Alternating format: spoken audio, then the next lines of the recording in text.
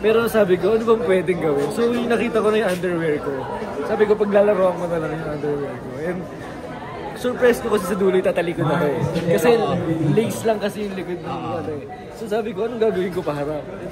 Dinukot ko na lang yung harapan ko. At saka kasi ginawa na ni Oo, patanggal eh. Hindi, akin kasi kita na eh. Kahit hindi mo ganun eh. So sabi ko, anong gagawin ko doon? So, sabi ko, sige, alam ko. So biglaan yung naisipan nila. Alam kong may gagawin ako, pero sabi ko nga yung una kong naisip, mas ano ka eh, mas todo ka eh.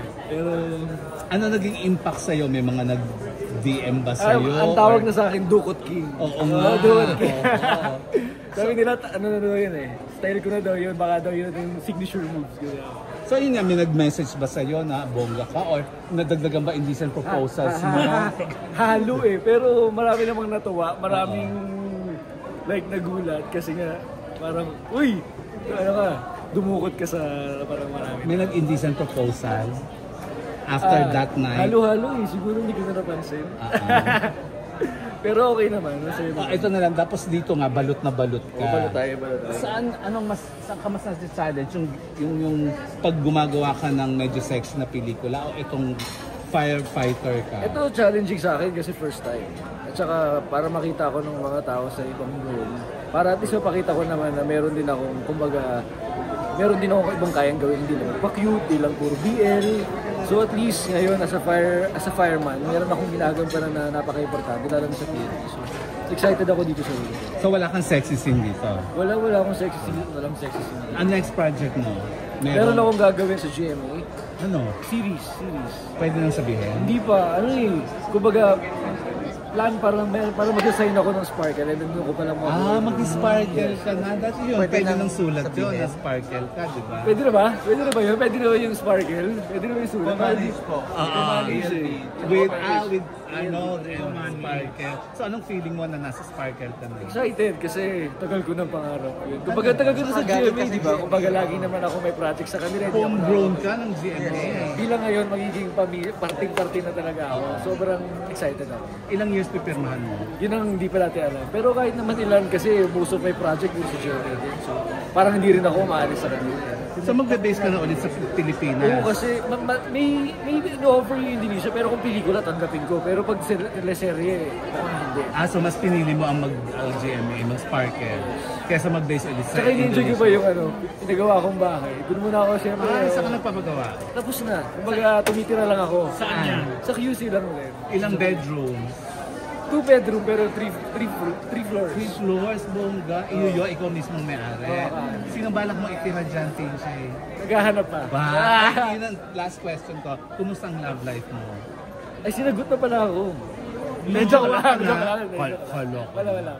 Single ka pa din. How do you cope with being single sa panahon ngayon? Sa panahon ngayon, alam mo kapag binibigyan ka ng trabaho at saka blessing, parang hindi mo siya naiisip. Parang feeling ko kasi pag siguro naging stable na ako tapos nakuha ko na yung goal ko, kusang darating.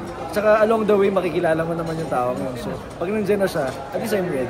Ito na lang ang last, kasi lalaki ka. Of course, may needs ang isang lalaki. Loveless ka. So, paano mo na upunan yung biological needs mo?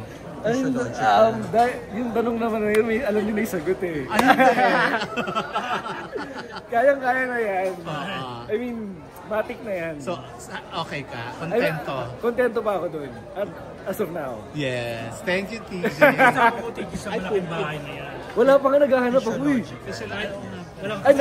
Yung pamangkin ko, yung inaalagaan ko, pinag-aaral ko, tapos yung yaya niya. Kasi yung namatay yung lola ko, inaalagaan din siya. So sabi ko ako na yung magtutuloy ng responsibility. So ngayon, meron ako at kasama pamangkin, pinag-aaral. Anak yan ng kapatid mo? Anak yan ng pinsan ko. Kasi as a lola's boy, inaalagaan ako ng lola ko. Tapos yung tumatanda na ako, nag-alaga ulit siya ng babae. So yung namatay siya, parang sabi ko, ako na magtutuloy ng pag-aalaga mo kasi parang ganyan din yung ginawa mo sa akin ng bata ako yung nag-alaga mo.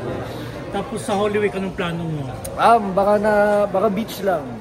Baka hindi ko alam kung magboborakay ako o LU. Pero siguro dito lang, beach. Pero ano mga usually ginagawa pag Holy Week?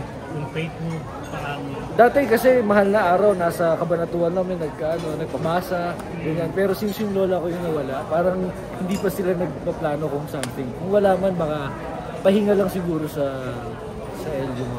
Kung saan mo. Kung saan, pahinga lang, tapos ayun, muni-muni. Baka makahanap. Hindi ko narinig sino kasama mo sa bahay mong bago. Yung pamangkin ko, babae, at saka yung yaya niya. Dahil Kayo tatlo na? lang kami. Bali kasi tumira, pinatira ko na doon yung lola ko eh. Nasa ng parents ng pamangkin mo? Nasa Pampanga. Sa parang inadapt mo? Inadapt ko na kasi, yung lola ko kasi, pinalaki ako. Oo. Tapos yung tumatanda na ako, nag-alaga ulit siya ng pamangkin ko, pinsan ko, yung niece ko. And then yung namatay na siya last 2023, sabi ko sa lola ko, ako na magtutuloy niyan kasi bilang pinalaki mo ako, yung responsibility mo sa pamangkin namin, tutuloy ko na lang kasi pinalaki mo rin ako. So dahil yun sa series mo, kahit yung cast hindi mo pa alam? Parang wala pa, diba? Wag mo Wala na. pa. Pero maganda yung magandang project. As in, maganda yung mga cast. Thank you. After report, parang alam namin. Alam namin. Hindi po. Hindi. Hindi, ako, syempre. Ay, di ba? Baka matanggal daw pala ako. Sige. Hindi ako nakuha. Thank you. Sige po. Salamat po.